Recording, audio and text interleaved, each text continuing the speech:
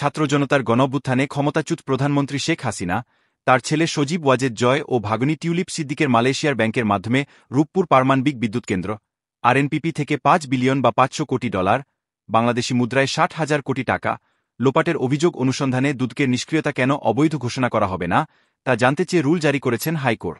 রোববার ১৫ ডিসেম্বর বিচারপতি ফাহমিদা কাদের ও বিচারপতি মুবিনা আশাফের হাইকোর্ট বেঞ্চ এ রুল জারি করে। আদালতে রিটের পক্ষে শুনানি করেন ব্যারিস্টার শাহেদুল আজম তমাল।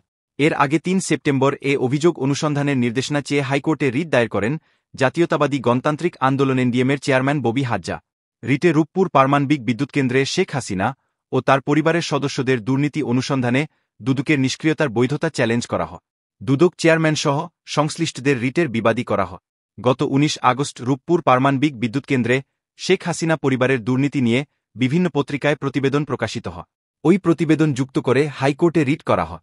বেশ কয়েকটি পত্রিকার প্রতিবেদনে বলা হয়, সাবেক প্রধানমন্ত্রী শেখ হাসিনা, তার ছেলে সজীব ওয়াজেদ জয় ও ভাগনী টিউলিপ সিদ্দিক মালয়েশিয়ার ব্যাংকের মাধ্যমে রূপপুর পারমাণবিক বিদ্যুৎ কেন্দ্র আরএনপিপি থেকে ৫ বিলিয়ন বা $৫০০ কোটি, বাংলাদেশি মুদ্রায় ৬০,০০০ কোটি টাকা লোপাট করেছে।